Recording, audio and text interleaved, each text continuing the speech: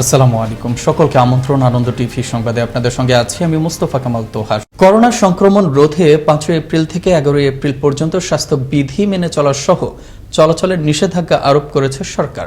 এ সময় সড়ক, নৌ, রেল ও বিমান সহ সারা দেশে সব ধরনের গণপরিবহন থাকবে বন্ধ। রোববার মন্ত্রিপরিষদ বিভাগ থেকে এ সংক্রান্ত এক প্রজ্ঞাপন জারি করা হয়। বলা হয়, করোনাকালীন সরকারি স্বাস্থ্য বিধি মানা না হলে নেওয়া হবে কঠোর ব্যবস্থা। নির্দেশনায় জানানো হয়, সকল প্রকার গণপরিবহন, সড়ক, নৌ, রেল ও অভ্যন্তরীণ ফ্লাইট বন্ধ থাকবে। তবে পণ্য পরিবহন, উৎপাদন ব্যবস্থা, জরুরি সেবাদানের ক্ষেত্রে এ আদেশ প্রযোজ্য হবে না। লকডাউন চলাকালীন সন্ধ্যা 6টা থেকে ভোর 6টা পর্যন্ত অতি জরুরি প্রয়োজন ছাড়া কোনোভাবেই বাড়ির বাইরে বের হওয়া যাবে না বলেও নির্দেশনায় উল্লেখ করা হয়।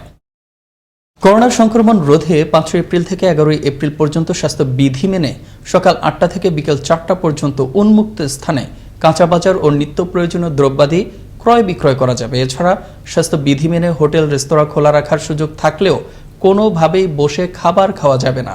রোববার মন্ত্রিপরিষদ বিভাগ থেকে এ সংক্রান্ত প্রজ্ঞাপন জারি করা হয়। এ সময়ে শিল্প কারখানা চালু থাকবে। স্বাস্থ্য বিধি মেনে সীমিত সরকারি বেসরকারি অফিস চলবে, তবে চালু থাকছে জরুরি সেবা। লকডাউনের কারণে ঘোষণা করা হলো বইমেলার নতুন সময়সূচি। সোমবার থেকে বইমেলা চলবে দুপুর 12টা থেকে বিকেল 5টা পর্যন্ত। রোববার দুপুরে সংস্কৃতি মন্ত্রণালয়ের সিনিয়র সহকারী সচিব জেসমিন নাহার স্বাক্ষরিত এক প্রজ্ঞাপনে এ তথ্য জানানো হয়। উল্লেখ করা হয়, করোনা ভাইরাস সংক্রমণের বিদ্যমান পরিস্থিতি এবং সরকার কর্তৃক লকডাউন নির্দেশনার পরিপ্রেক্ষিতে পরবর্তী নির্দেশ না দেওয়া পর্যন্ত প্রতিদিন বেলা 12টা থেকে বিকেল 5টা পর্যন্ত চলবে বইমেলা। করোনা সংক্রমণ বিবেচনায় মোটরসাইকেল রাইড শেয়ারিং বন্ধ ঘোষণার প্রতিবাদে রাজধানীর বনানীতে সড়ক অবরোধ করে বিক্ষোভ করেছেন রাইড শেয়ারিং প্রতিষ্ঠান উবার পাঠাওয়ের চালকরা। নগরের বিভিন্ন প্রান্ত থেকে তারা মোটরসাইকেল নিয়ে ছুটে আসেন এ বিক্ষোভে। রোববার বিক্ষোভের কারণে বনানীর চেয়ারম্যান বাড়ির রাস্তা প্রায় বন্ধ হয়ে যায়। যান চলাচল হয় পুরোপুরি ব্যাহত। সড়কে দেখা দেয় দীর্ঘ যানজট। মুজিব বর্ষের শপথ নেব, জাটকা নয় ইলিশ খাবো, এ প্রতিপাদ্যে সারা দেশের মতো ফরিদপুরে জাটকা সংরক্ষণ সপ্তাহ শুরু হয়েছে। এ উপলক্ষে জেলা প্রশাসন ও জেলা মৎস্য অধিদপ্তরের উদ্যোগে রোববার সকালে জেলা প্রশাসক কার্যালয়ের সামনে থেকে একটি র্যালি বের করা হয়। র্যালির নেতৃত্ব দেন ফরিদপুর জেলা প্রশাসক অতুল সরকার, জেলা মৎস্য কর্মকর্তা মনিরুল ইসলাম সহ এ সময় উপস্থিত ছিলেন অন্যান্যরা। আগামীকাল লকডাউনকে সামনে রেখে বাজার মনিটরিং ও সচেতনতামূলক কর্মসূচি ও অভিযান পরিচালনা করেছেন নরসিংদী জেলা প্রশাসনের কুইক রেসপন্স টিম। রোববার সকাল 10টা থেকে দুপুর 12টা পর্যন্ত কুইক রেসপন্স টিমের নির্বাহী ম্যাজিস্ট্রেট শাহ আলমের নেতৃত্বে নরসিংদী শহরে বিভিন্ন গুরুত্বপূর্ণ পয়েন্টে এ কর্মসূচি ও অভিযান পরিচালিত হয়। এ সময় মাস্ক বিতরণ ও মাস্ক ব্যবহারের প্রতি জনসাধারণকে করা হয় উদ্বুদ্ধ।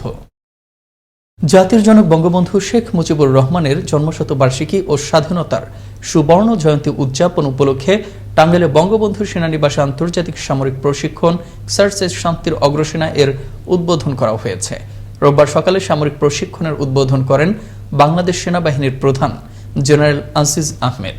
এ সময় উপস্থিত ছিলেন 19 পদাতিক ডিভিশনের Ghatail area commander major general Tarek Ahmed সহ অন্যান্য ঊর্ধ্বতন সামরিক ও বেসামরিক কর্মকর্তাগণ। বিয়ের জন্য চাপ দেয় আশুলিয়ায় তরুণীকে হত্যা করল তারই প্রেমিক। হত্যার পর লাশ বস্তাবন্দি করে নদীতে দেয়া হয় ডুবিয়ে। পরে মামলায় গ্রেফতারের পর প্রেমিক বাবু আকন্দের তথ্য অনুযায়ী হত্যাকাণ্ডের 5 দিন পর আশুলিয়ার নদী থেকে উদ্ধার করা হলো প্রেমিকা শাহিদা আক্তারের লাশ। উদ্ধার করে পুলিশ। রোববার বাবুকে 7 দিনের রিমান্ড চেয়ে আদালতে পাঠায় পুলিশ এবং নিহতের মরদেহ ময়না তদন্তের জন্য ঢাকার শহীদ সোহরাওয়ার্দী মেডিকেল কলেজ হাসপাতালে পাঠায় পুলিশ। জয়পুরহাট পৌর শহরের সাগরপাড়া বারোঘাটি পুকুর রেলগেট এলাকায় ট্রেনে কাটা পড়ে মৃত্যু হলো অজ্ঞাত এক যুবকের। রোববার দুপুরে ঘটে এ দুর্ঘটনা। পুলিশ জানায়, চিলাহাটি থেকে খুলনাগামী রূপসা আন্তনগর ট্রেনটি জয়পুরহাট রেল স্টেশনে বিরতির পর আবারও ছেড়ে যাওয়ার সময় পৌর শহরের সাগরপাড়া বারোঘাটি পুকুর রেলগেট এলাকায় ওই অজ্ঞাত যুবক কাটা পড়ে ঘটনাস্থলেই মারা যায়। পরে খবর পেয়ে পুলিশ ও ফায়ার সার্ভিস এসে ঘটনাস্থল পরিদর্শন করেন। গাজীপুরের কালিয়াকৈর উপজেলার উলুসারা এলাকায় নারী পোশাক শ্রমিককে ইভটিজিং করার অভিযোগে গ্রেফতার করা হয়েছে এক যুবককে। রোববার দুপুরে ভ্রাম্যমাণ আদালতের মাধ্যমে যুবককে 2 মাসের বিনাশ্রম কারাদণ্ড প্রদান করেন ভ্রাম্যমাণ আদালতের নির্বাহী ম্যাজিস্ট্রেট আদনান চৌধুরী। জানান, পোশাক শ্রমিক রিনা আক্তারকে দীর্ঘদিন ধরে জুয়েল নামের বখাটে বিভিন্ন সময়ে উত্ত্যক্ত করে আসছিল।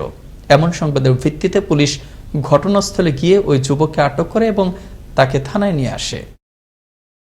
একদিকে করোনা, অপরদিকে চলছে এসএসসি পরীক্ষার ফরম পূরণ। করোনার মধ্যেও একসাথে 10,000-এরও বেশি টাকা নেয় বিপাকে জামালপুরের এসএসসি পরীক্ষার্থীরা। টাকার অভাবে অনেকেই পারছেন না ফরম পূরণ করতে। শিক্ষা বোর্ড নির্ধারিত ফির সাথে 1 বছরের বেতন সহ জামালপুরের স্কুলগুলো নিচ্ছে 10 থেকে 15,000 টাকা। এমন অবস্থায় ফি কমানোর জন্য আন্দোলন করছে এসব স্কুলের শিক্ষার্থীরা।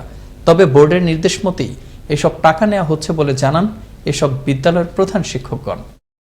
লকডাউন ঘোষণার পরপরই সিরাজগঞ্জের বিভিন্ন বাজারগুলোতে বেড়েছে ক্রেতাদের ভিড়। লকডাউনে বিভিন্ন বাজারে আতঙ্ক নিয়েই করছেন তারা কেনাকাটা। কেউ কেউ একসঙ্গে বাড়তি পরিমাণ পণ্য কিনে ফিরছেন ঘরে।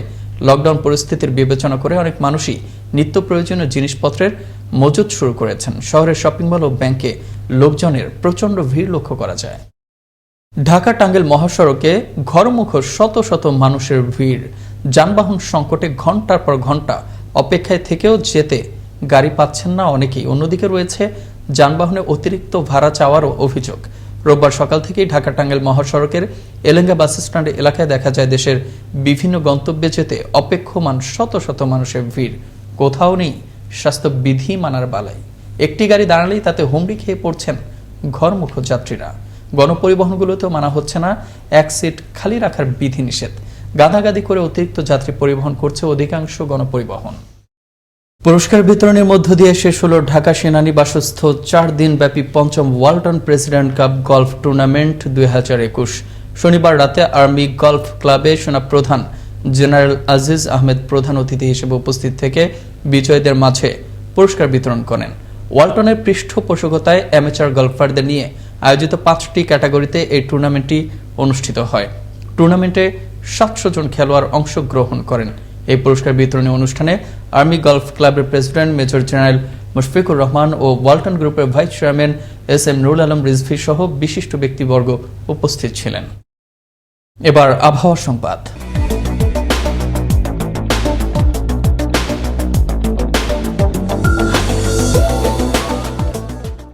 ঢাকা, টাঙ্গাইল, ফরিদপুর, রাঙ্গামাটি, যশোর, চুয়াডাঙ্গা ও কুষ্টিয়া অঞ্চল সহ রাজশাহী বিভাগের ওপর দিয়ে মৃদু থেকে মাঝারি ধরনের তাপপ্রবাহ বয়ে যাচ্ছে এবং তা অব্যাহত থাকতে পারে।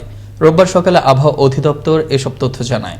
সকাল 9টা থেকে পরবর্তী 24 ঘন্টার আবহাওয়ার পূর্বাভাসে বলা হয়, অস্থায়ীভাবে আংশিক মেঘলা আকাশ সহ সারা দেশে অন্যত্র আবহাওয়া প্রধানত শুষ্ক থাকতে পারে।